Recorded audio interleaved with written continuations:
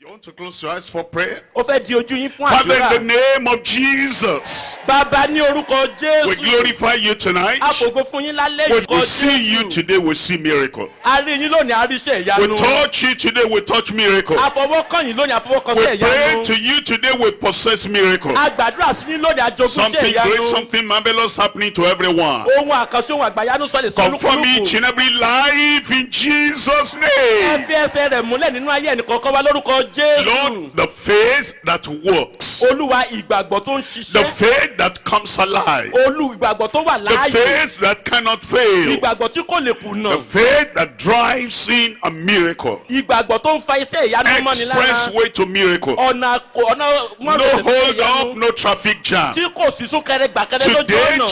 Today, Lónìí yìí gan ní let that pàtó. miracle come upon every soul in Jesus' Ẹ name. jẹ́ kí iṣẹ́ ìyanu yẹn kó wá sí orúkọ ọkàn lórúkọ Confirm your Jésù. power in every life. Ẹ fi ẹsẹ̀ agbára yín múlẹ̀ nínú We ayé thank you because ẹnìkọ̀ọ̀kan. we know you have answered. A dúpẹ́ lọ́wọ́ yín tí àwọn pẹ́ ti In dáhùn. Jesus' name we Ní pray. orúkọ Jésù ní So àgbàdúrà. Larry can give me a greater amen. Ẹ̀yin ará sùúrù lérè ẹ lè fún mi ní àmì tó jù bẹ́ẹ̀ yẹn lọ. God bless you. Wonderful. Kí Ọlọ́run kó bùkún fún yín The wonder àgbàyanu. of God upon your life tonight. Ìbùkún Ọlọ́run lórí ayé yín lálẹ́ yìí. You lost an amen over there.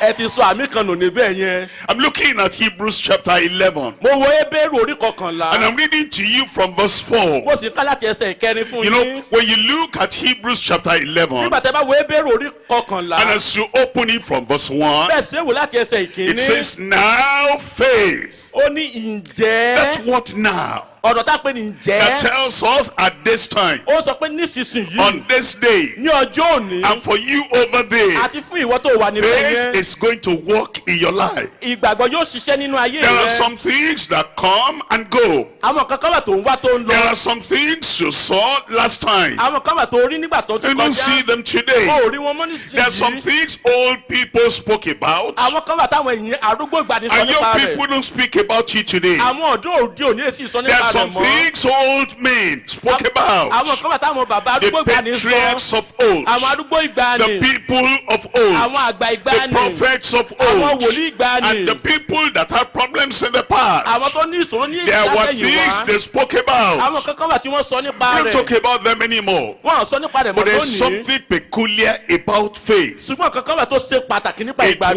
was at that time, Ó ṣiṣẹ́ ní ìgbàanì. and it is at this time, Ó sì tún wà síbẹ̀ bákan and náà it will be lónìí. there tomorrow. Yóò sì wà níbẹ̀ náà That's why lọ́la. it says now faith. Ìdídí tó fi sọ pé ǹjẹ́ And then it says ìgbàgbọ́. faith is. Ó ní ìjẹ́ ìgbàgbọ́ It ní. is not was. Kì í ṣe pé látẹ̀yìnwá o. It used to be, Kì í ṣe pé ó rí bẹ́ẹ̀ and tẹ́lẹ̀ it is o. no more. Kò wá rí bẹ́ẹ̀ mọ́ It says lónìí. now Ó faith. ní ìjẹ́ ìgbàgbọ́ ní. And today, Lónìí. faith will come in your heart. Ìgbàgbọ́ yóò wà sínú ọkàn rẹ. Because faith comes by Nítorí hearing, pé ìgbàgbọ́ wá nípa and gbígbọ́. hearing by the word of Àti God. gbígbọ́ nípa ọ̀rọ̀ And Ọlọ́run. when that faith arrives, Nígbà tí ìgbàgbọ́ yìí bá dìde. somebody there, that faith will arise. Ìgbàgbọ́ yẹn yóò dìde nínú ẹnìkan níbẹ̀ Somebody yẹn. there, that faith will come. Mo ní ìgbàgbọ́ yóò wá sínú ẹnìkan And níbẹ̀ yẹn. somebody there, the faith will pierce your life. Ìgbàgbọ́ yẹn yóò sì fọwọ́ It kan will ayé come in your rẹ. soul. Yóò fọwọ́ kan It will ọkàn come in rẹ. your mind. Yóò fọwọ́ kan It will ẹ̀mí come in rẹ. your spirit. Yóò fọwọ́ kan And ẹ̀mí when rẹ. that faith Nígbà tí arrives, ìgbàgbọ́ yẹn bá dìde. something you never saw before, Ohun tó ò tí ì rí tẹ́lẹ̀. something you never experienced Ohun tó ò ní before, nínú ìrírí it tẹ́lẹ̀. will happen tonight. Yóò wá ṣẹlẹ̀ lálẹ́ yìí. Somebody there said it will happen tonight. Òun bẹ́ẹ̀ nìkan sọ pé yóò ṣẹlẹ̀ lálẹ́ Because yìí. faith is. Nítorí pé ǹjẹ́ It ìgbàgbọ́ is ní the substance of things hoped for. ìdánilójú And ohun it tí a is the retí. evidence of things not seen. Ó sì jẹ́ ìjẹ́dùn ohun tí a kò tí And ì it's the rí. faith I'm talking about tonight. Ìgbàgbọ́ ni mo sì sọ nípa rẹ̀ Come lálẹ́ to verse yìí. 4 now. Wá sí ẹsẹ̀ ìkẹrin By báyìí. faith, Abel.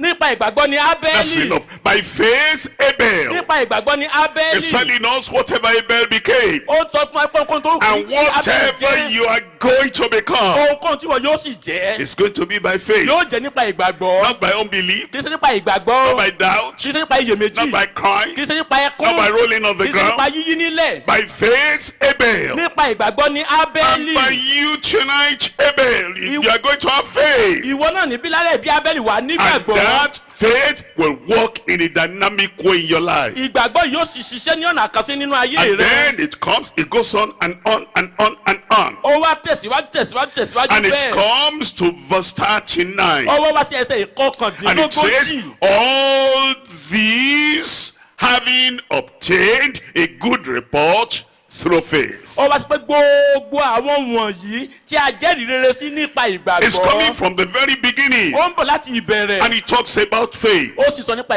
And it ìgbàgbọ́. comes to the very end. ó wá ń bá wá sí òpin rẹ̀ And it says báyìí. everyone ó wá sọ pé gbogbo and wọn anyone, àti olúkúlùkù if problems are going to be solved, bí ìṣòro yẹn yóò bá di if the yíyanjú, power is going to come, bí agbára náà yóò bá if the sọ̀kalẹ̀, sickness is going to be bí healed, àìsàn yẹn yóò bá gba if ìwòsàn, miracle is going to bí come, iṣẹ́ ìyanu yóò bá if ṣẹlẹ̀, salvation is going to come bí to your ìgbàlà yóò soul, bá wá sínú ọkàn if rẹ, you're going to receive the blessing of bí wàá heaven, bá gba ìbùkún látọ̀run it wá. begins by faith, Ó ń bẹ̀rẹ̀ pẹ̀lú it ìgbàgbọ́, goes on by ó ń faith, tẹ̀síwájú pẹ̀lú and it ìgbàgbọ́, ends by ó sì ń faith. parí rẹ̀ pẹ̀lú I want to ìgbàgbọ́. talk to you tonight, Mo fẹ́ bá yín sọ̀rọ̀ lálẹ́ and yìí. after the talk we will pray. Lẹ́yìn ọ̀rọ̀ yìí a ó wá gbàdúrà. I will pray, Èmi yóò gbàdúrà. you will pray, Ìwọ yóò gbàdúrà. we will pray. A ó jùmọ̀ gbàdúrà And when my papọ̀. prayer, your prayer, when they come together, there'll be an explosion of miracle. Àdúrà tìrẹ àti àdúrà tèmi nígbà tó bá wá papọ̀, ìtújáde iṣẹ́ ìyanu yóò I'm ṣẹlẹ̀. talking on the wonders of faith. Mo sọ nípa ìyanu ti The ìgbàgbọ́. wonders of faith. Àwọn ìyanu ti You know, ìgbàgbọ́. if you're looking for signs and Tó o wonders, bá ń wá àmì àti ìyanu, it's based on faith. ó dúró lórí If ìgbàgbọ́. you're looking for the supernatural, Tó o bá ń wá agbára tó tayọ it's based tẹ̀dá, on faith. ó dúró lórí If we're ìgbàgbọ́. looking for problems to be Tó o bá solved, wá kí a yanjú ìṣòro, it's based on faith. gbogbo rẹ̀ dúró lórí If you're ìgbàgbọ́. waiting for salvation, Tó o bá ń dúró de it's ìgbàlà, based on ó faith. dúró lórí If ìgbàgbọ́. you're waiting for the supernatural Tó encounter, o bá ń wá ìbápàdé It's pẹ̀lú agbára based tuntun on wá, faith. ó dúró lórí if you're ìgbàgbọ́. waiting for the broom of heaven to come and sweep away all the cobweb of the devil in your life, in your family, is by faith. Tó o bá ń fẹ́ kí ìgbàlẹ̀ àtọ̀run wá kó gbá gbogbo jàǹkáwò ẹ̀mí èṣù kúrò nínú ayé rẹ, ó ń wáyé nípa ìgbàgbọ́. And it says, by faith, Abel. Ó sọ pé nípa ìgbàgbọ́ ni As we Ábẹ́lì. talk about faith, Bí a ṣe sọ nípa ìgbàgbọ́, faith in Christ. ìgbàgbọ́ nínú As Kristi. we talk about faith, Bá a ṣe sọ nípa ìgbàgbọ́, faith in the blood of the Lamb. ìgbàgbọ́ nípa ẹ̀jẹ̀ ọ̀dọ́ As we àgùntàn. talk about Bá a ṣe faith, sọ nípa ìgbàgbọ́, faith in the name of ìgbàgbọ́ Jesus. nípa orúkọ The Jésù. name above every name. Orúkọ tó ju gbogbo The orúkọ name lọ. above your cancer. Orúkọ tó ju The jẹnajẹjẹrẹ name lọ. above your tuberculosis. Orúkọ tó borí The ikọ́ name jẹ̀dọ̀jẹ̀dọ̀. above your deafness. Orúkọ tó borí etí The dídí. name above your paralysis. Orúkọ tó borí The ìrọ́pálọ́fẹ̀. name above the yoke in your life. Orúkọ tó borí The name above àjàgà. the problem in your life. Orúkọ tó borí gbogbo ìṣòro ayé rẹ. Every curse is cancelled tonight from your life. Gbogbo ègún àrùnfagilé nínú ayé rẹ lálẹ́ Faith in yìí. the name of Jesus. Ìgbàgbọ́ nínú orúkọ The Jésù. name that works wonders. Orúkọ tó ń ṣe ìyanu. The name that saves. Orúkọ tó ń gbàlà. The name that heals. Orúkọ tó ń wòsàn. And the faith that delivers. Ìgbàgbọ́ tó sì ń dání dè. And the faith that sets you free. Àní ìgbàgbọ́ tó ń túni sílẹ̀. Faith in Christ. Ìgbàgbọ́ nínú Kristi. Faith in His blood. Ìgbàgbọ́ nínú ẹ̀jẹ̀ Faith rẹ̀. in His name. Ìgbàgbọ́ nínú orúkọ We rẹ̀. look up to Him. Wà á gbójú sókè You see, sí. Christ is central. A rí Kristi láàrin gbùngbùn. Look up here. Ẹ gbójú sókè And you sí. look at Christ Bó ṣe wo- standing here. Bó ṣe wo Kristi tó dúró síbí. Those who are on this side, Àwọn tó wà lọ́wọ́ bí. they're looking towards Christ. Wọ́n ń gbójú wọ́n ń wo Kristi. And those who are on this side, Àwọn tó wà lọ́run yẹn. they're looking directly at Christ. Wọ́n wò tààrà wọ́n wo And those Kristi. who are on this side, Ẹ̀yin tó sì wà lẹ́gbẹ̀ẹ́ they're báyìí. looking in this direction with Wọ́n Christ. wo ìhà yìí wọ́n wo What does that Kristi. mean? Kí lè lè túmọ̀ What sí? it means is Ní tó this. túmọ̀ sí nìyí. Christ came. Kristi wá Before He came, kó tó dé. the people who were over here, Àwọn tó wà ní ìhà yìí. like Abel, Gẹ́gẹ́ bí Ábẹ́lì. like Abraham, Gẹ́gẹ́ bí Ábráhámù. like Sarah, Gẹ́gẹ́ bí Sárà. like Joseph, Gẹ́gẹ́ bí Jósẹ́fù. like Caleb, Gẹ́gẹ́ bí like Kálẹ́bù. Joshua, Gẹ́gẹ́ bí they were Joshua. looking at this side, Wọ́n wo ìhà yìí. looking at the Christ Wọ́n wo- who is to come. Wọ́n wo Kristi tó ń bọ̀. How did they know He was coming? Báwo ni ẹ sì mọ̀ pé ó ń bọ̀? Because God said,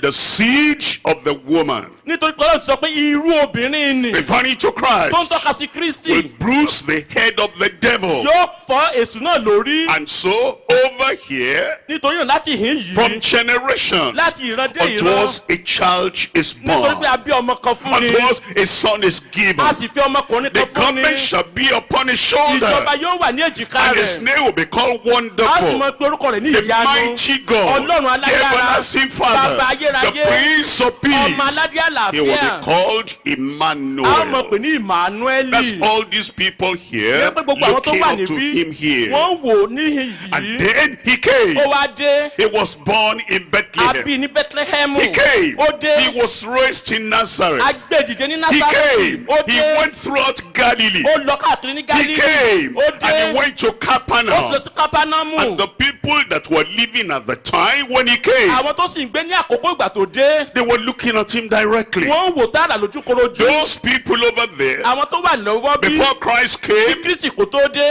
expectation. wọ́n ń retí They were expecting. wọ́n ń retí And they rẹ̀ were looking at him afar off. wọ́n sì ń wò At the lókèèrè time when he came, nígbà tí ó sì they dé saw him face to face. àwọn tó wà níwájú rí They lójúkorojú touched him. wọ́n fọwọ́ kàn He án touched them. òun náà fọwọ́ He kàn wọ́n opened their blind ó eyes. la ojú wọn tó He fọ́ raised the dead. ó jí òkú He dìde healed the sick. ó mú He aláìsàn lára forgave dá their sins. ó dá dẹ́ṣẹ̀ wọn jì wọ́n Experience. ìrírí Those other people here, àwọn tó wà lọ́wọ́ bí before Christ kí came, Kristi kò tó dé they looked up to him wọ́n ń gbójú sókè in sí expectation. wọ́n ń retí The rẹ̀ people that lived at the time he came, àwọn tó wá ń gbé nígbà tó dé they gan had wọ́n experience. ní ìrírí pé wọ́n rí He died. ó kú He was buried. àsìkò rẹ̀ He rose again. ó jí dìde He went to ó heaven. wá gòkè lọ sí ọ̀run Before he went to ó heaven, tó wá lọ sí he ọ̀run says, I give my name unto you. ó wá ní mo fi orúkọ mi fún That yín whatsoever wípé you ohunkóhun ask in that tẹ́ ẹ name, bá béèrè lórúkọ and you ask yìí the Father, tẹ́ ẹ béèrè lọ́wọ́ he bàbá will do it for you. yóò ṣe fún yín Now he is gone. báyìí ó ti wá lọ We are the people on this side. àwa wá lẹni tó wà ní We bíbá turn yìí around àwa yí and we're padà looking at him now. àwa gbójú sókè sí báyìí What do we look for? kí là ń wá Remember, the people who were on this side yesterday, ẹ rántí àwọn tó wà ní àyè ní àná expectation. àwọn yìí ni wọ́n ń The retí people who were directly when he came to the world, àwọn tí wọ́n wà níwájú tó dàbí pé wọ́n wà nígbà tó wá sínú ayé today. lónìí That's experience. àwọn náà ní ìrírí And rẹ̀ the people that on this side àwọn tí wọ́n wà ní ẹ̀hà ọ̀tún were yìí living after he has died. à ń gbé lẹ́yìn ìgbà tí ó kú And were living after he was buried. a sì ń gbé lẹ́yìn ìgbà tá a sìnkú Were rẹ̀ living after he rose from à the ń gbé dead. lẹ́yìn ìgbà tá a ti jí dìde Were living after he went to à ń heaven. gbé lẹ́yìn ìgbà tó ti gòkè lé We ọ̀run live on his name. à ń We gbẹ́kẹ̀lé live orúkọ on rẹ̀ his power. à ń gbẹ́kẹ̀lé We agbára live on rẹ̀ his à ń authority. gbé nínú àṣẹ But we're rẹ̀ looking from this side and looking at him because he died 2,000 years ago. àṣùgbọ́n à ń wò láti ìhà yìí à ń wò ó nítorí pé ó ti kú láti bí ẹgbẹ̀rún ọdún méjì sẹ́yìn Exploits.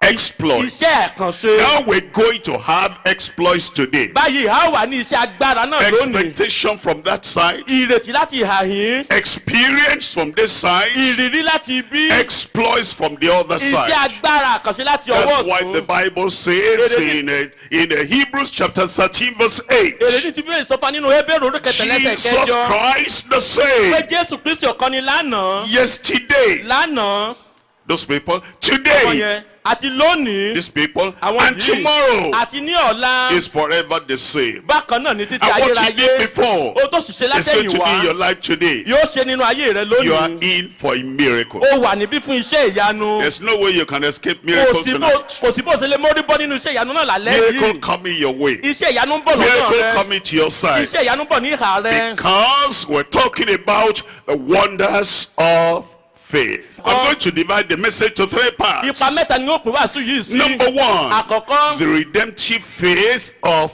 Abel.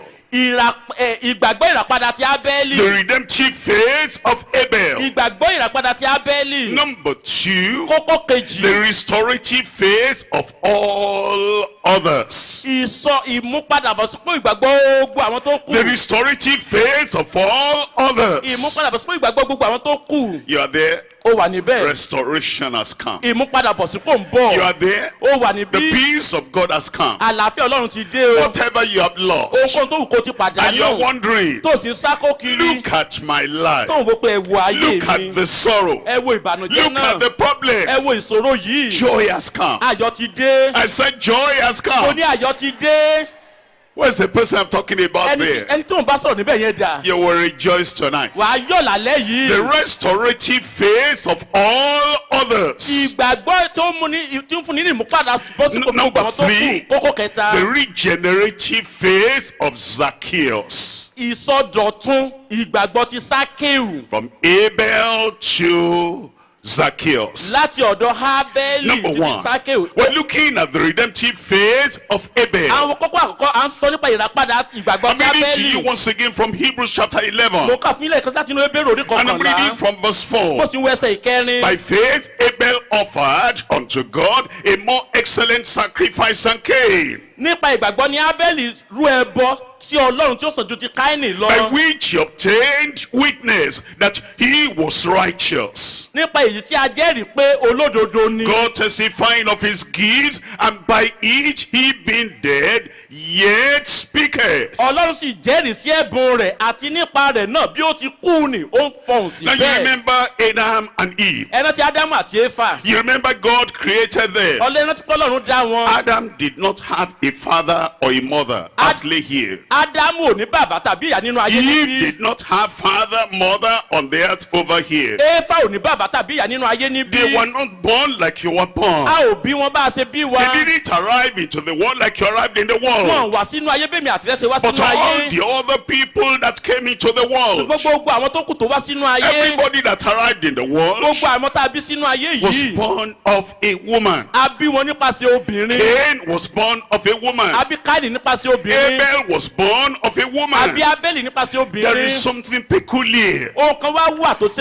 about anybody nípa gbogbo that is ènìyàn born of a woman. tí a bí nípasẹ̀ obìnrin. Abel, Ábẹ́lì, Cain, Káínì, yourself, ìwọ fúnra rẹ, myself, èmi fúnra mi, everybody in the world, gbogbo èèyàn nínú the ayé, white, aláwọ̀ the funfun, black, aláwọ̀ the dúdú, brown, Africans, orílẹ̀-èdè Asians, adúláwọ̀, Americans, Amẹ́ríkà, Asia, everybody, gbogbo ènìyàn, except Adam and Eve. àyàfi Ádámù àti Éfà nìkan. What's the peculiarity Kí ni ohun àkànṣe of náà? anyone that is born of a Tó woman? ní í ṣe pẹ̀lú gbogbo ẹni tá a bí We're nípasẹ̀ looking at Psalm obìnrin. 51. Àwọn orin Dáfídì orin kọkànléní As you look at Psalm àádọ́ta. 51, Bá a ṣe ń wo orin kọkànléní I'm reading at àádọ́ta. verse 5. Mo ń wo ẹsẹ̀ ìkarùn-ún kan It sí. says in this Psalm 51 verse Ó 5, sọ nínú orin Dáfídì orin kọkànléní àádọ́ta behold, ẹsẹ̀ I ìkarùn-ún. was shapen in iniquity, Kíyèsí nínú ẹ̀ṣẹ̀ dédé ni a gbé and bí in mi. sin did my mother conceive me. Àti nínú ẹ̀ṣẹ̀ ni ìyá mi sì lóyún You think mi. a Abel, you think about yourself. O ronú pa Ábẹ́lì, o ronú pa ara rẹ. I was shapen in iniquity. Nínú ẹ̀ṣẹ̀ dédé la gbé bí Adam mi. and Eve had fallen.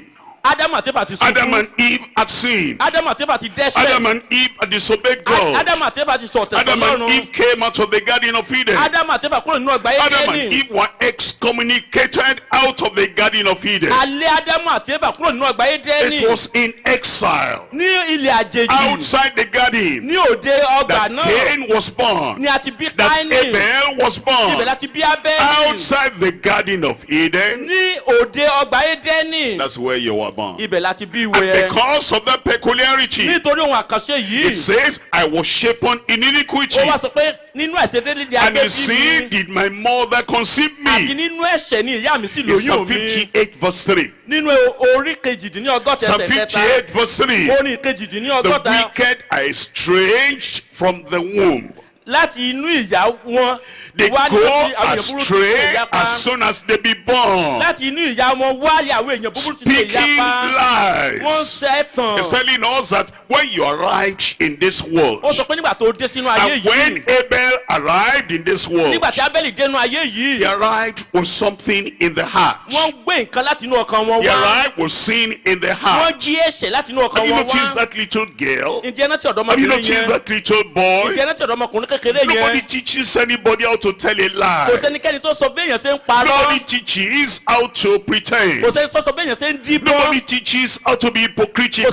kọ́yàn béèyàn ṣe ń jẹ́ There is alágàbàgebè. no cause of studies for Kò sí disobedience. ilé ẹ̀kọ́ kan tá a ti ń kọ́ bá ṣe ń jẹ́ They go aláìgbọràn. astray as soon as they are born. Gbogbo èèyàn ló ti sáko lọ ní kété tá a ti bí As ènìyàn. soon as Abel was born, Ní kété tá a ti bí as Ábẹ́lì. soon as you were Ní born, kété tá a ti bí you ìwọ. went astray. Ó ti sáko lọ. And he said he came from the womb. womb. ó nítorí pé ó wá láti inú. And you were telling ó sì lies. bẹ̀rẹ̀ sí pa Look irọ́. at Isaiah chapter 48. ẹ wo Aísáyà orí kejìdínláàdọ́ta. I'm reading here from verse 8. mo kẹsẹ̀ ìkẹjọ níbẹ̀. Isaiah chapter 48 verse 8. Aísáyà orí kejìdínláàdọ́ta. Yea, thou hadest not, yea, thou knewest not, yea, from the time that thine ears was not opened, for I knew that thou wouldest deal very treacherously, and was called a transgressor from the womb. lóòótọ́ ìwọ kò gbọ́, lóòótọ́ ìwọ kò mọ̀, lóòótọ́ láti ìgbà náà etí rẹ kò ṣí, nítorí tí èmi mọ̀ pé ìwọ hùwà rékèrékè gidigidi lè a fi ń pè ọ́ lí olùrékọjá láti inú wá. From the womb he was called a transgressor. láti inú láti ń pè ọ́ ní olùrékọjá. Nobody can say, this is how I am. kò sẹ́ni tó sọ pé bí mo ṣe rí I nìyí am o all right. èmi ṣe déédéé. You are not all right. rárá ohun gbogbo ṣe déédéé From the pẹ̀lú womb rẹ. you were a liar. láti inú ló ti jẹ́ From the òkùnrọ̀. womb you were a sinner. láti inú ló ti jẹ́ You were ẹlẹ́ṣẹ̀. born in sin. a bí ọ gẹ́gẹ́ bí You were ẹlẹ́ṣẹ̀. born in evil. a bí ọ sínú ibi. And it says your name was transgressor Ó sọ- from the womb. ó sì sọ pé olùrékọjá lórúkọ rẹ̀ jẹ́ That's láti inú what wá. happened to Abel. ohun tó ṣẹlẹ̀ sí And Ábẹ́lì Abel nìyí. began to realize, Ábẹ́lì wá bẹ̀rẹ̀ sí ní I òye. need something mo nílò nǹkan kan. because I feel guilty. nítorí pé mo ní ìdálẹ́bi. I feel mo condemned. ní ìdálẹ́bi nínú ọkàn. Since I was born, nígbà tá a ti bí there mi. is something in me that is going the wrong direction. ohun kankan wà nínú mi tó mú mi lọ sí ọ̀nà tó lòdì. And because of that, something must happen. nítorí ìdí èyí kankan gbọ́dọ̀ ṣẹlẹ̀. In his own strength, he couldn't do it. nínú okun tára rẹ̀ kò lè ṣe In é. your own strength, you cannot do nínú it. agbára tìrẹ ò lè ṣe pẹ̀lú. Religion cannot do it. ẹ̀sìn kò lè ṣe é. Five, self-discipline cannot do it. ká kóra ẹni níjànú kò lè ṣe Going é. to drink River Jordan cannot do ká lọ it. sí odò Jọ́dánì lọ mú níbẹ̀ And kò lè going ṣe to é. Jerusalem cannot do ká sì it. rìnrìn àjò lọ sí Jerusalem kò lè And ṣe é. going to a particular denomination cannot do kéèyàn lọ it. síbi ẹlẹ́sìn kan kò And lè ṣe é. burning candle cannot do kí n it. máa sun àbẹ́là kò And lè ṣe é. burning incense cannot do kéèyàn máa sun it. tùràrí èyí ò lè And yanjú giving rẹ̀. money to the beggars cannot mo do fún àwọn it. alágbe lọ́wọ́ èyí ò lè Could my yanjú ẹ̀. tears forever bí flow? omijé mi kò tilẹ̀ And my tó. zeal no tí respite ìtara mi no. kò sì tó. All this for sin cannot atone. gbogbo eléyìí kò tó. Thou and thou alone must say. torí ìwọ nìkan ló lè gbà He là. needed redemption. ó nílò ìràpadà. All that he tried, ohun gbogbo tó he couldn't gbìyànjú make it. kò lè ṣe é. Because nobody can make it. nítorí pé kò sẹ́ni tó lè ṣe é. Everybody is guilty. gbogbo èèyàn ló ní Everybody ìdálẹ́bi. is condemned. gbogbo èèyàn láti dá lẹ́bi. Anyone that is born of a woman gbogbo ẹni tá a bí nípasẹ̀ obìnrin arrived into this tó wá world sínú ayé yìí in sin. nínú Look ẹ̀ṣẹ̀. at Job chapter 14. ẹ wo Jóòbù orí Job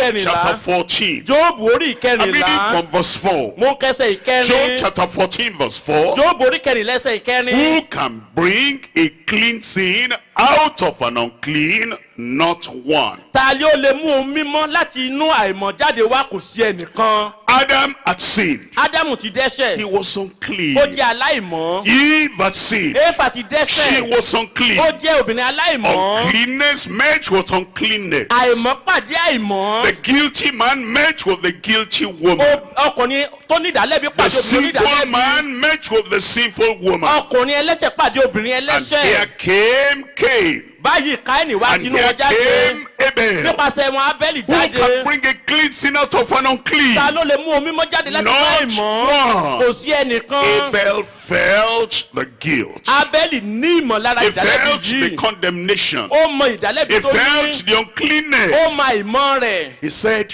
what can wash my sin ó wá ní away? kí ló lè wẹ ẹ̀ṣẹ̀ mi nù. What can take my guilt kí ló away? lè mú ìdálẹ́bi mi What kúrò. can take my condemnation kí ló lè away? mú ìjìyà mi kúrò. If this condemnation remains tí there, ìdálẹ́bi yìí bá wà níbẹ̀. where will I spend eternity? níbo ni màá ti lo ayérayé. That's when he remembered ìgbà náà ló wá rántí. what he had heard. ohun tó ti gbọ́. Faith cometh by hearing, hearing ìgbàgbọ́ by wá. the word of God. ìgbàgbọ́ wá nípa gbígbọ́ That nípa ọ̀rọ̀ God Ọlọ́run. had killed an animal, wípé Ọlọ́run ti pa ẹranko kan. waiting for the time when the great lamp of God will come. tó ń dúró de ìgbà tí ọ̀dọ́ àgùntàn ńlá Ọlọ́run yóò And dé. God had closed them Ọlọ́run sì ti fi with aṣọ the bò skin wọ́n of the animal. pẹ̀lú awọ àgùntàn That's náà. why he brought the sacrifice. èrèdí tó fi mú ìrúbọ He yẹn said, wá. this will be my sacrifice. ó lè yóò jẹ́ ìrúbọ mi. This will be my sin bearer. eléyìí yóò jẹ́ tó ru ẹ̀ṣẹ̀ mi. See, this will be my substitute. eléyìí yóò jẹ́ arọ́pò fún mi. This will be my savior. eléyìí yóò jẹ́ olùgbàlà mi. Savior from the guilt. ìgbàlà kúrò nínú Savior from the ìdálẹ́bi. condemnation. ìgbàlà He kúrò was nínú looking ìdálẹ́bi. forward. ó ń gbójú sókè. Expectation. ó ń retí. He was looking ó ń forward gbójú to sókè. the time when the seed of the woman shall sí come. ìgbà tí irú obìnrin náà yóò And he will dé. bruise the head of the yóò sì devil. fọ́ orí èṣù náà. Today Jesus has come for you. báyìí jésù ti dé fún ẹ. Somebody there said Jesus has come for you. mo bẹ́ẹ̀ nìkan sọ̀rọ̀ níbẹ̀ pé jésù ti dé fún You ẹ. were born of a woman. a bí ọ nípasẹ̀ obìnrin. Am I right? ṣé bẹ́ẹ̀ ni. I said you were born of a woman. mo ní a bí ọ nípasẹ̀ Are obìnrin. you born of an angel? sángẹ́lì ló bí ẹ. Anybody there? ẹnikẹ́ni níbẹ̀. Born of a woman. tí a bí nípasẹ̀ obìnrin. Are you there? so wà níbẹ̀. What are you? níbo ló wà. That's why you're a sinner. èrèdí tó fi jẹ́ That's ẹlẹ́ṣẹ̀. why you are a liar. ìdí tó fi jẹ́ That's why òkúrọ̀. you are a transgressor. ìdí tó jẹ́ olùré It's the kọjá. nature. It's the ó nature. ti jẹ́ ẹ̀dá rẹ It's the abínibíni. heart. ó wà nínú It's ọkàn. what you came to the world with. ohun tó gbé wánú ayé ni. But thank God Jesus has come. ṣùgbọ́n ọpẹ́ ni fún Ọlọ́run pé jésù ti Thank God dé. Savior has come. ọpẹ́ ni fún Ọlọ́run pé olùgbàlà ti Thank God dé. Redeemer has come. ọpẹ́ ni fún Ọlọ́run pé olùràpadà Thank ti God dé. your sacrifice has come. ẹni tó jẹ́ ìrúbọ pípẹ́ Thank ti God your dé. sin bearer has ẹni come. tó ru ẹ̀ṣẹ̀ rẹ ti dé. Thank God your substitute has come. arọ́pò rẹ ti dé. ọpẹ́ ni fún Tonight, the Ọlọ́run. door of salvation is open to you. lálẹ́ yo ilẹ̀kùn ìgbàlà sí That's why I sílẹ̀ said, fún ẹ. I am the way. èrèdí tó fi sọ pé I èmi am ní the ọ̀nà truth. èmi ní I am òtítọ́ the life. àti ìyè. Anybody coming to the Father, ẹnikẹ́ni tó bọ̀ wá sọ́dọ̀ they will bàbá come by me. yóò wà He nípasẹ̀ says, mi. I am the door. ó ní èmi ní ilẹ̀kùn. And the door is open tonight. ilẹ̀kùn sì ṣí sílẹ̀ The door lálẹ́ of yìí. mercy is open to you tonight. ilẹ̀kùn àánú sí níwájú rẹ And the door lálẹ́ of yìí. salvation is open to you ilẹ̀kùn tonight. ìgbàlà sí fún ọ And the lálẹ́ door yìí. of the salvation redemption of the Lord is open to you tonight. ilẹ̀kùn ìgbàlà ìràpadà olúwa ń bọ̀ ó ṣí sílẹ̀ fún ọ lálẹ́ And yìí. so he offered that sacrifice. nítorí náà ó ṣe ìrúbọ He náà. was looking forward. ó ń gbójú sókè There was somebody. pé ẹnìkan wà. He was right at that time. ó wà ní àkókò yẹn o. Yesterday, lánàá that's Abel. òní abẹ́lì. Today, lónìí look at the man on the cross. ẹ wo ọkùnrin yẹn lórí àgbélébù. Just today. lónìí This one is not yesterday. eléyìí ìsànà This mọ́ o. one is not tomorrow. eléyìí ṣe lọ́la Today. o. lónìí He was dying on the ó ń cross. kú lórí He àgbélébù. felt guilty. ó wá ní ìdálẹ́bi nínú He ọkàn rẹ̀. felt condemned. ó wá ní ìdálẹ́bi. I will die. ó ní n ó kú If I báyìí. die today, tí mo bá kú where lónìí will I be? níbo ni n ó The lọ. sin I've been carrying since I was born. ẹ̀ṣẹ̀ tí mo ti rù láti gbàtà ti bí I've been mi. a transgressor since I was mo born. ti jẹ́ olùrẹ́ kọjá láti gbàtà ti And bí mi. here I'm going to die today. báyìí o ikú ti dé mo fẹ́ kú All of lónìí. a sudden, lójijì look at Jesus. ó wo jésù. Look at Jesus. wo jésù. He's dying for you. ó ń kú fún It's a ẹ. sacrifice. ó ní ìrúbọ It's a náà. substitute. ó ní arọ́pò. He's a sin ó bearer. ní tó ń He rẹ̀ is tẹ̀lé your lọ. savior. ó ní olùgbàlà He rẹ. looked at him. ó wá wò ó. Not like Abel looking from afar. kì í ṣe bí abẹ́lì tó ń wò Not lókèrè. like Abel looking from kì í ṣe bí yesterday. abẹ́lì tó ń wò lánàá. Today. lónìí. And so he prayed. nítorí ó wá gbàdúrà. God will answer your prayer today. ọlọ́run yóò dáhùn àdúrà rẹ lónìí. Somebody there said, God will answer your prayer today. ẹnìkan níbẹ̀ yẹn mo lọ́rùn yóò dáhùn àdúrà rẹ He said, lónìí. Lord. ó ní He olúwa. called him ó Lord. pè ní olúwa. He called him Savior. ó pè ní He olùgbàlà. called him Master. ó pè ní He said, You are my olùlọ́gá. King. ó ní wọ́n lọ He bá said, mi. You are my ó Lord. ní wọ́n He lolúwa said, mi. Lord, ó ní olúwa. remember me rántí when you mi. get your nígbà tó kingdom. bá dé ìjọba And rẹ. Jesus said, jésù sì dáhùn. and Jesus said, jésù sì the dáhùn. first word he mentioned, orogun àkọ́kọ́ tó he sọ. said, today. ó ní lónìí. Everybody shout today. gbogbo ẹ̀yẹ sọ pé lónìí. Today. lónìí. Thou shalt be with me in ìwọ yóò paradise. pàdé mi ní He paradíṣe. got an experience. ó ní ìrírí náà. Yesterday, lánàá. Abel was looking up to the seed of the woman to come. abẹ́lì ń gbójú sókè wo irú obìnrin náà tí yóò dé. And he was with expectation. ó sì ń ṣe ìrètí. And the Lord made him righteous. olúwa sì sọ di And the Lord olódodo. forgave him olúwa dájú the jì. thief from the cross. ṣùgbọ́n Today, ó lè orí àgbélébùú you will be lónìí. with me in paradise. olúwa sọ pé wà He pàdé mi ní had an paradíṣe. ó ní experience. ìrírí náà. Here we are today. níbi la wà You're lónìí. not on the cross now to o die. sì lórí àgbélébùú báyìí láti kú. But I've told you the story. ṣùgbọ́n mo ti sọ ìtàn náà You've fún read the yín. story ẹ ti yourself. ka ìtàn náà fún And ara it's yín. about Jesus that came. ó sì wà nípa jésù About tó wá. Jesus that died. jésù tó kú. And we're looking at him from this place now to the other a side. sì ń wò láti ìhín yìí lọ sí àkejì. You know the other people, ẹ mọ̀ pé àwọn tó they kọ̀ọ̀hún lived in BC. wọ́n wá ní That is ṣáájú ká tó bí Jésù. before Christ, BC. Wọ́n gbé ká tó bí And when we Jésù. write their date, Nígbà tí a sì jẹ́ ń kọ they say, àkọsílẹ̀ we wọn. write the date and say BC. They were looking this direction with expectation. Ohun gbogbo tí wọ́n bá kọ nígbà yẹn wọ́n á kọ wípé síwájú kí Jésù tó dé wọ́n ń And retí. today, Lónìí when we write our date, nígbà tá a bá ń kọ it's now àkọsílẹ̀ tiwa 80. a bá ń kọ wípé lẹ́yìn ikú Olúwa. It's Latin, but the English meaning is after his death. Ìtumọ̀ rẹ̀ gan ní pàtó náà ni pé lẹ́yìn ikú Olúwa wa. And after he has died for us, Lẹ́yìn ìgbà tó sì ti kú now fún we're wa. AD. A wà lẹ́yìn ikú And Olúwa. we're looking this direction. A wá ń wo ìhà I yìí. look and I see Jesus tonight. Mo gbójú sókè mo wo Jésù alẹ́ Somebody there, yìí. I look, I see Jesus Ẹnìkan tonight. níbẹ̀ yẹn mo gbójú sókè mo wo Jésù Somebody alẹ́ there, I yìí. look, I see your Savior tonight. Mo rí kó ń wo olùgbàlà rẹ Somebody there, I lónìí. look and see your Redeemer tonight. Ẹnìkan níbí ó mo rí kó ń wo Somebody there, I olùgbàlà rẹ. see your Healer Mo rí tonight. kó ń wo olùwòsàn rẹ lálẹ́ yìí. After his death, now that we look at him, that death will work for you today.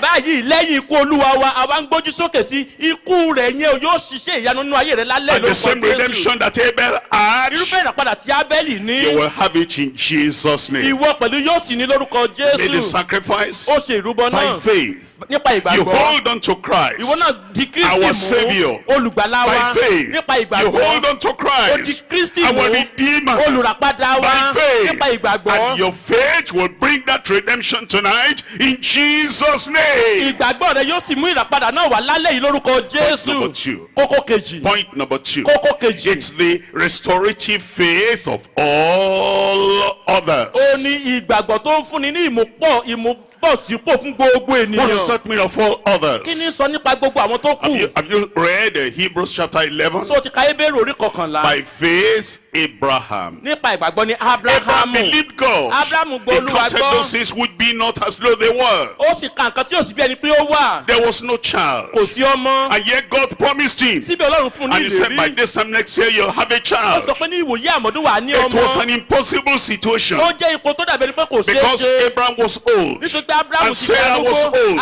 Sárà But ti di he arúgbó. looked not at things that are seen. Ṣùgbọ́n wọn kò wo nǹkan tí a But lè he rí. looked at things that were not seen. Wọ́n wo nǹkan tí a kò And rí. by faith, Abraham. Nípa ìgbàgbọ́ And Ábúráhámù tonight, lálẹ́ as yìí. you have that faith of Tó Abraham, o ṣe ní ìgbàgbọ́ and you Ábúráhámù. count those things which be not as though they were. Tó o sì ń ka àwọn nǹkan tó dàbí ẹni pé kò The sí bí ẹni pé ó healing wà. would be not as though they were. Ìwòsàn tó o tí ì rí bí ẹni The pé ó ti wà. deliverance would be not as though they were. Ìdáǹdè tó o tí ì rí bí ẹni pé ó ti The wà. miracle children that be not as though they Àwọn were. ọmọọṣẹ́ ìyanu tó o tí ì rí bí ẹni pé ó ti The wà. breakthrough that be not as though they were. Àlùyọ tó o tí ì ní ìrírí rẹ̀ bí ẹni pé ó ti wà. You will carry miracle home. Wàá gbé iṣẹ́ ìyanu padà lọ By sílé. faith, Abraham. Nípa ìgbàgbọ́ ní Ábúráhámù. By faith, Bartimaeus. Nípa ìgbàgbọ́ ní Bátíméù. Bartimaeus was a blind man. Bátíméù jẹ́ He afọ́jú. could not see. Kò lè But he ríran. saw people that were going. Ṣùgbọ́n rí àwọn èèyàn tí wọ́n ń He lọ. had people that were going. Ó ń gbọ́ báwọn èèyàn ṣe ń And he said, lọ. what's that? Wọ́n ní kí nìyẹn? What's that? Kí ló He ṣẹlẹ̀? said, it's Jesus. Wọ́n ní Jésù. Bartimaeus began to cry out, Bátíméù sì bẹ̀ sí thou son kígbe of David. pé ìwọ ọmọ Have mercy on me. Dáfídì ṣàánú fún mi. And he stopped. Ó sì dẹsẹ̀ Your dúró. prayer will stop Jesus tonight. Àdúrà rẹ yóò pe àkíyèsí Your Jésù prayer will lálẹ́ yìí. arrest the power of Jesus tonight. Àdúrà rẹ yóò pe agbára What do you Kristi want me lálẹ́ to yìí. do unto Kí ni you? ìwọ fẹ́ kí èmi kó ṣe That fún my ẹ? eyes may be Ó ní kí open. ojú mi kí ó lè And là. he said, receive. Ó sọ pé ríran. And the eyes were open. Ojú yẹn sì là. Blind man, your eyes will open Ọkùnrin tonight. afọ́jú ojú rẹ yóò là lálẹ́ The yìí. people, your lameness will vanish away Ẹ̀yin tẹ́ tonight. ẹ̀yà arọ ẹ ó dìde ó rí lálẹ́ Abraham, he yìí. got it. Ábúráhámù rí gbà. Bartimaeus, he got it. Bátíméù rí gbà. Have you heard of Caleb? Ìjọgbọ́n nípa When all Kálẹ́bù. the other people said, we cannot go on. Nígbà tí gbogbo àwọn tó kù sọ pé a ò We lè gòkè cannot lọ. go to the land of promise. Wípé a ò lè lọ sí ilẹ̀ ìlérí. Oh, Caleb said, we can. Kálẹ́bù ní sọ pé a lè lọ. With God on our side. Nítorí pé pẹ̀lú Ọlọ́run ní ìhà tiwa. Impossibilities will be possible. Ohun kò ṣeé ṣe yóò di With ṣíṣe God ṣe. on our Pẹ̀lú side. Ọlọ́run ní ìhà wa. All those giants against your life. Gbogbo àwọn òmìnira tó The dojú kọ giants yẹn. that come in the day. Àwọn òmìnira tó wá The lójú giants ọjọ́. that come in the Àwọn night. òmìnira tó wá lórúkọ ọjọ́. Tonight you will conquer. Lálẹ́ yìí wàá ṣẹ́gun wọn. Tonight you have conquered. Lálẹ́ yìí ó ti ṣẹ́gun By wọn. faith, Caleb. Nípa ìgbàgbọ́ ní He had a Kálẹ́bù. different spirit. Ó ní He had a ìrírí. different heart. Ó ní ẹ̀mí tó When they yàtọ̀. said they cannot, Nígbà tí ẹ sọ pé àwọn ò lè he lọ. said, I can. Ó ní èmi lè ṣe o. Somebody there, I can. Ẹnìkan wà níbẹ̀ ni tó sọ pé mo Somebody lè there, ṣe. I can. Ẹnìkan sọ pé mo lè I ṣe. can do all things. Mo lè ṣe ohun gbogbo. Somebody there, I can. Ẹnìkan níbẹ̀ yóò sọ I pé mo can lè do all ṣe. things. Mo lè ṣe ohun Through through gbogbo. Christ that strengthens me. Nípasẹ̀ Kristi tó By fi agbára fún faith, mi. Abraham. Nípasẹ̀ ìgbàgbọ́ By ní faith, Ábúráhámù. Bartimaeus. Nípasẹ̀ ìgbàgbọ́ ní By Bátíméù. faith, Caleb. Nípasẹ̀ ìgbàgbọ́ ní By Kálẹ́bù. faith, Virgin Mary. Ẹ wo Màríà Look at what Múdíá. the angel said. Ẹ wo tí áńgẹ́lì náà With sọ. God, all things are possible. Pẹ̀lú Ọlọ́run ohun gbogbo ní And Mary ṣíṣe. said, be it unto me according to thy word. Màríà sọ wípé kí ó rí bẹ́ẹ̀ fún mi gẹ́gẹ́ bí ọ̀rọ̀ rẹ. And when she met Elizabeth, Nígbà tí ó sì bẹ́ Elizabeth pàdé. Elizabeth told her, Elizabeth sọ fún. blessed is she that believed, Elizabeth sọ fún pé. for there shall be a performance Alábùkún fún ni ẹni tí ó of gbàgbọ́ those things that were told him from the Lord. nítorí pé ohun tí a ti sọ fún láti There's ọ̀dọ̀ a Olúwa wá. performance in your life tonight. Ìmúṣẹ ń bẹ nínú ayé rẹ A lálẹ́ yìí o. performance of salvation. Ìmúṣẹ ìgbàlà. A performance of healing. Ìrírí ti A ìwòsàn. performance of Ìrírí ti deliverance. ìdáǹdè. Do you remember the widow of Zarephath? Ìjẹ́ iná ti opó Sárífátì. Can you give me some water to drink? Elijah said. Èlísà bílé And pé while kò lè she fún mi was lómi going, mu. he said, and bring a morsel of bread in your Bó hand. ṣe lọ sọ pé mú àkàrà dídín fún mi And wá. the widow said, man of God, prophet, I don't have anything like that. Obìnrin opó yẹn sọ pé ènìyàn Ọlọ́run wòlíì kò I'm ní cooking kankan the bẹ́ẹ̀. last meal so that I eat and die. Oúnjẹ tó kù ni mò ń ṣe yìí kí n jẹ́ kí And n the man of sìnkú. God said, you will not die. Èèyàn Ọlọ́run sọ pé o kì yóò And the man of kú. God tells you tonight you will not Èèyàn Ọlọ́run die. sọ fún ọ láyè pé o kì yóò And the kú. man of God tells you tonight, it will multiply your cruse of oil and meal.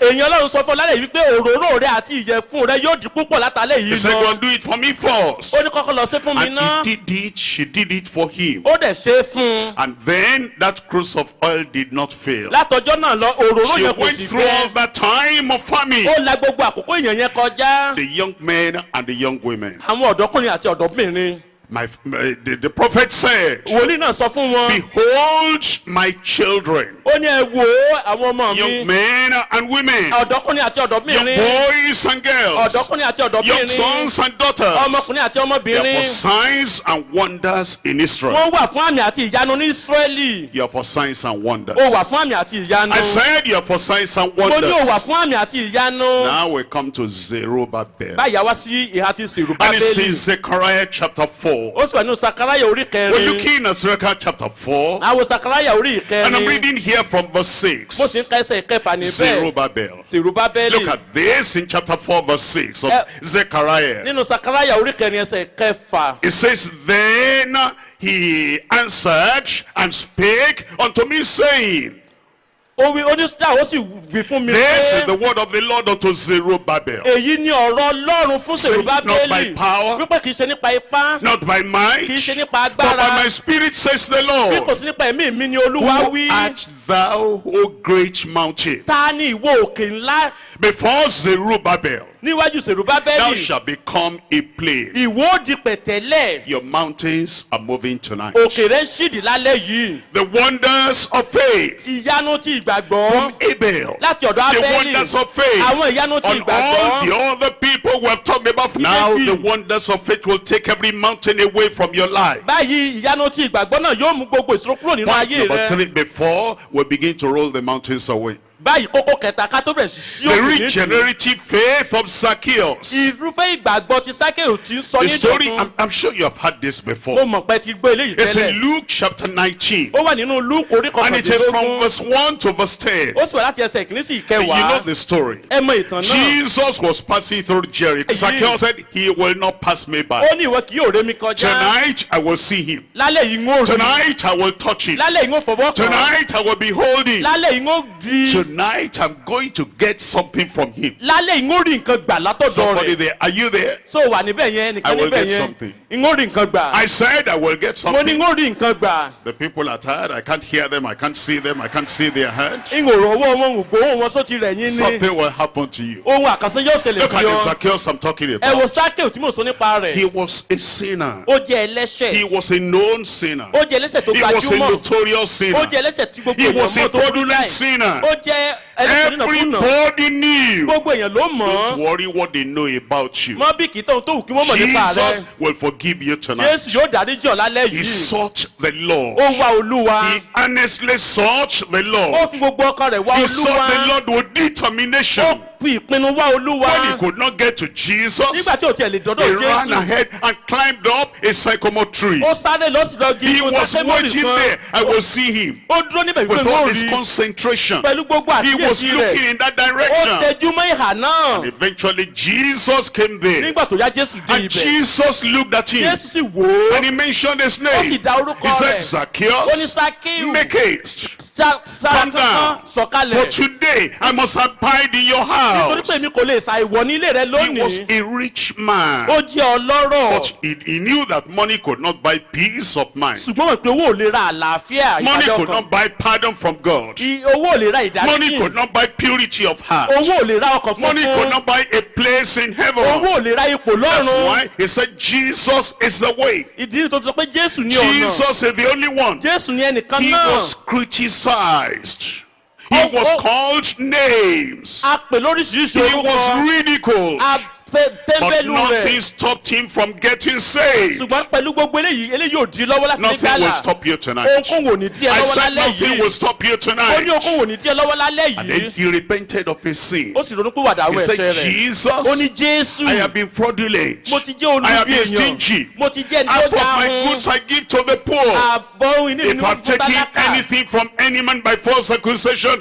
I restore him bí bá fourfold. sì fi ẹ̀sùn èké gbọ́ nǹkan lọ́wọ́ ẹnikẹ́ni ń ó dá padà ní And ìlọ́po Jesus mẹ́rin. said, this day, today, jésù sì dáhùn fún un pé his lónìí salvation yìí come to your house. ní ìgbàlá wọ ilé He yìí. believed the Lord. ó gba olúwa He gbọ́. received the ó Savior. gba olùgbàlà. Christ went home with him jésù tẹ̀lé lọ sí so ilé. that he could go home with Christ in heaven. kí òun kó lè bá jésù lọ sí ọ̀run. He received Christ. ó gba jésù. Christ received him. jésù tẹ́wọ́ He gbà á. accepted ó Christ. tẹ́wọ́ gba Christ jésù. accepted him. jésù náà tẹ́wọ́ gbà á. And Christ went to Zacchaeus' house jésù sì lọ sí ilé sákéù. so that Zacchaeus will go with Christ to his heavenly house. kí sákéù náà lè tẹ̀lé jésù lọ sí ilé rẹ̀ lọ́run. If you don't take him home, he'll not take you home. tó o bá bá lọ sí ilé kò ní bẹ́ẹ̀ lọ If you kò don't ní have lè him bá in your lọ. heart, he'll not take you to heaven. tó o bá gbà sínú ọkàn rẹ ò ní lè bá lọ You take sọ́run. him home so he can take you to his own ìwọ home. wàá mú lọ sí ilé rẹ nígbà náà ló náà lè mú ọ lọ sí ilé And he rẹ. says, I go to prepare a place for ó you. sọ pé mo lọ pèsè àyè sílẹ̀ If I fún go and yín. prepare a place for tí you, mo bá sọ pèsè I àyè will sílẹ̀ fún come yín again èmi ó tún padà and receive wá. you unto wọ́n myself, sì gbà yín sọ́dọ̀ so that àyíkára where I mi. kó am, bá yẹ pé ibi tí there mo you wà will be also. níbẹ̀ lẹ́yìn yóò wà Let pẹ̀lú. him forgive your sin. jẹ́ kó dárí ẹ̀ṣẹ̀ Let rẹ him take jì your ọ́. guilt away. jẹ́ kó mú ìdálẹ́bi Let rẹ him save your kúrò. soul. jẹ́ kó gbọ́ ọkàn rẹ Say, là. Jesus, here I ó ní am. jésù èmi I nìyí. want you to be my mo fẹ́ Savior. kó o di olùgbàlà mi. And then when life is ended, nígbà tí ayé bá sì he will dópin take you to heaven. yóò mú ọ lọ sí The ọ̀run. Lord is going to give you the chance right olúwa now. yóò fún ọ ní àǹfààní náà lálẹ́ There are nísìnyí. blessings today everybody will receive. ìbùkún wà fún ẹnìkọ̀ọ̀kan láti gbà lónìí. Salvation is coming. ìgbàlà ń bọ̀. Healing is coming. ìwòsàn ń bọ̀. Deliverance is coming. ìdáǹdè ń bọ̀. Breaking of yoke is coming. jíjá gbogbo àjàgà ń Every bọ̀. blessing you need. gbogbo ìbùkún tó o That's why nílò. we look through all those people. èrè nígbà tí gbogbo gba By àwọn èèyàn faith, by wọ̀nyí. faith, by faith. nípa ìgbàgbọ́ nípa ìgbàgbọ́ nípa Your ìgbàgbọ́. own time has come. àkókò tìrẹ ti dé. Your own name now will come to the record. orúkọ tìrẹ yóò wà sínú ìwé àkọsílẹ̀. Your name will come into the record. orúkọ rẹ yóò wà sínú ìwé àkọsílẹ̀. Let's bow the eyes ẹ closed. jẹ́ ká tẹ̀lé wa bá ká dijú. Your time has come. àkókò rẹ ti I dé. said your time has come. mo ní àkókò rẹ ti Let's dé. bow the eyes closed. kí gbogbo èèyàn kó dijú You ká want tẹ̀lé ba. Jesus to be your o Savior fẹ́ kí tonight. jésù kó di olùgbàlà rẹ Remember lálẹ́ all I've yìí. seen that come short of the glory of God. rántí pé gbogbo èèyàn ló ti ṣẹ̀ tí wọ́n sì kùnà ògo Remember you ọlọ́run. need salvation. rántí pé o nílò You need ìgbàlà. redemption. o nílò ìdàpadà. And you need o nílò forgiveness. And ìdáríjì. you need for Jesus to say your sins are forgiven. o sì nílò kí jésù kó dárí ẹ̀ṣẹ̀ rẹ jì ọ́. Let's bow the eyes closed. tẹ̀rí rẹ bá kó o Like dijú. Abel. gẹ́gẹ́ bí You abẹ́lì. want that salvation, that redemption right o now. fẹ́ ìràpadà ìgbàlà Like nísinsìnyí. Zacchaeus. gẹ́gẹ́ bí You sákéwù. want that salvation, that redemption now. o fẹ́ ìgbàlà àti ìràpadà náà Wherever you báyìí. are, níbo ló wà. you raise up your hand. kó o nawọ́ rẹ sókè. The Lord has seen you there. olúwa ti rí ọ níbẹ̀. Wonderful. ìgbà àyànú Praise the lélẹ́yìí Lord. o. This is your day of salvation. ẹ kí aleluya èdè lọ́jọ́ Raise up ìgbàlà that rẹ. hand. nawọ́ yẹn Don't sókè. waste time. Raise up that hand. ẹ̀yin tẹ́ nawọ́ yẹn sókè. Rise up right there. ẹ dìde níbi tẹ́ ti nawọ́ sókè Rise up yẹn. right there. ẹ dìde bẹ́ẹ̀ sì nawọ́ yẹn Say, yes, sókè. Lord. ó ní In olúwa my front here, níwájú On the níbí sides over there. lọ́wọ́ àlàáfíà On the bí sides over there. lọ́wọ́ ọ̀tún mi You want níbí that salvation right òun now. fẹ́ ìgbàlà yẹn You want that nísinsìnyí redemption right òun fẹ́ now. ìràpadà yẹn And you want báyìí that forgiveness right òun now. fẹ́ ìdáríjì yẹn If you nísinsìnyí die in sin, you will perish. tó o bá kú sínú ẹ̀ṣẹ̀ wàá ṣègbé Life is coming today. ṣùgbọ́n ìyè ń tó ẹ̀ bọ̀ Wherever you báyìí are, you raise up your hand, you'll stand up. níbikíbi tó o bá wà dìde dúró kò sí náwó rẹ Far sókè away, far away, far away over there. gbogbo èyí tẹ̀ wà níbi tó jìnnà réréréré Raise up lọ́hùn that yẹn hand. ẹnu àwọn ọwọ́ yẹn Stand sókè up there. kẹ̀dẹ̀ dìde dúró We're going to pray. a ó gbàdúrà Father, yìí in the name of Jesus, bàbá ní orúkọ I Jésù pray for all those who have come to give their lives to mo Christ. gbàdúrà fún gbogbo àwọn tó wà fàyè wọn fún Kristi According to your promise that cannot fail, gẹ́gẹ́ bí ìlérí yín tí kò lè kùnà set them free. ẹ tú wọn sílẹ̀ Heal them right now. ẹ wò wọ́n sàn And báyìí heal the sin sick soul in Jesus' name. ẹ wò wọ́n sàn kúrò nínú àrùn ẹ̀ṣẹ̀ yìí ní orúkọ Forgive Jésù their sin. ẹ dárí ẹ̀ṣẹ̀ wọn jì wọ́n Change their ẹ lives. yí ayé wọn Give padà them your redemption. ẹ fún wọn ní Give ìràpadà them your yín ẹ salvation. fi ìgbàlà yín fún Let wọn there be the witness of the Spirit in their heart. ẹ jẹ́ kí ìjẹ́rìí ẹ̀mí kó wá sínú ọkàn That wọn their sins are forgiven. wípé àti dárí àwọn ẹ̀ṣẹ̀ wọn The jì wọ́n lives have been turned around. pé ìgbé ayé wọn ti di The soul you ọ̀run have saved. ọmọ kan tẹ́ ti gbàlà And you have cleansed them from all their ẹ dẹ̀ ti sins. wẹ̀ wọ́n kúrò nínú ẹ̀ṣẹ̀ And the wọn names are written in the book of àti life. kọ orúkọ wọn sínú ìwé Thank you, yìí Lord, because I know you have ẹ answered. ṣeun bàbá nítorí mo mọ̀ pé ẹ ti dáhùn Jesus' name I ní pray. orúkọ Jésù ni mo gbàdúrà Praise the Lord. ẹ kí hallelujah Be good, hallelujah. Praise the Lord. ẹ fún mi ní hallelujah torí lẹ kí hallelujah You want a miracle? o fẹ́ iṣẹ́ ìyanu You want healing? o fẹ́ You ìwòsàn want o deliverance? fẹ́ ìdáǹdè You want signs and o wonders? fẹ́ àmì àti ìyanu Whatever it is you want, ohunkóhun tó wù kó o fẹ́ you raise up one hand. wàá na ọwọ́ kan sókè You lay the other hand where you have the challenge. wàá gbé ìkejì síbi tí ìpèníjà wà I rejoice with you, it has come. mo kí ẹ kú mo bọ́ ọyọ̀ Father, in Jesus' name, bàbá ní orúkọ Jésù we thank you tonight and glorify your name. adúpẹ́ lọ́wọ́ yín àfògo forúkọ yín lálẹ́ yìí Faith that works. ìgbàgbọ́ tó ń ṣiṣẹ́ Faith that never fails. ìgbàgbọ́ tí kò lè kùnà Faith that heals. ìgbàgbọ́ tó ń wòsàn Faith that delivers. ìgbàgbọ́ tó ń dání dé That faith, Lord, is here tonight. ìgbàgbọ́ yẹn bẹ níbí We lálẹ́ believe yìí in the name of Jesus. agbàgbọ́ nínú We orúkọ believe in the Jésù authority of Jesus. agbàgbọ́ nínú àṣẹ We believe in Jésù the power of Jesus. agbàgbọ́ nínú agbára Jésù Lord, we pray Olúwa you gbàdúrà touch everyone tonight in Jesus' kí name. ẹ fi ọwọ́ kan olúkúlùkù níbí lálẹ́ lórúkọ Jésù That impossibility becomes possible right ohun now. tí a sọ pé kò ṣeé ṣe yẹn ó di ṣíṣe ṣe That báyìí spirit of death in your life, I cancel it in Jesus' ẹ̀mí ikú name. yẹn mo fagilé nínú ayé rẹ báyìí lórúkọ Jésù That sickness will not kill you. àìsàn yẹn ò ní pa ọ́ That evil power will not kill you. agbára òkùnkùn yẹn ò lè pa That ẹ́ oppression will not kill you. agbára tó ní rí ẹ̀ mọ́lẹ̀ yẹn ò lè I borí pray, rẹ come alive in Jesus' mo name. gbàdúrà wípé kó o jáde kó o gba ìyè lórúkọ Lord, I Jésù pray, Olúwa mo every gbàdúrà evil power, gbogbo agbára every òkùnkùn evil spirit, gbogbo ẹ̀mí òkùnkùn tormenting anyone, tó ń dá ẹnikẹ́ni I lóró command all the legions of evil mo powers. pàṣẹ fún gbogbo àwọn líjíọ́nì ẹ̀mí òkùnkùn Get out in Jesus' name. jáde lórúkọ Jésù The spirit of oppression, ẹ̀mí ìnínilára the spirit of premature death, ẹ̀mí tó ń fa ikú òjì a spirit àìsọjọ́ walking about in the body. ẹ̀mí tó ń rìn káàkiri With inú all àgọ́ the ara afflictions, I command you, come out in Jesus' name. pẹ̀lú gbogbo iṣẹ́ agbára wọn mo pàṣẹ fún ọ jáde lórúkọ Jésù That sickness in your body, àìsàn yẹn nínú àgọ́ that ara rẹ disease in your body, àrùn yẹn nínú àgọ́ ara that they rẹ call incurable disease. tí wọ́n sọ wípé àrùn kò gbóògùn ni Tonight, there's no incurable disease. lálẹ́ yìí o kò sí àrùn kò gbóògùn níbí Be healed in Jesus' gba name. ìwòsàn rẹ ní orúkọ Jésù That cancer, I command you. àrùn jẹranjẹgún yẹn mo pàṣẹ fún Be ẹ healed in Jesus' gba name. ìwòsàn báyìí lórúkọ Jésù Tuberculosis, you cannot stay there. ikọ́ jẹ̀dọ̀jẹ̀dọ̀ yẹn ò lè That dúró cough, síbẹ̀ I command you, come out in Jesus' name. ìwọ ikọ́ jẹ̀dọ̀jẹ̀dọ̀ yẹn jáde lórúkọ Jésù I'll be healed in Jesus' àrùn name. jẹ̀díjẹ̀dí gba ìwòsàn lórúkọ Jésù That hernia be healed in Jesus' name. ìwọ ìpàkẹ́ yẹn gba ìwòsàn lórúkọ Jésù Ulcer there be healed in Jesus' name.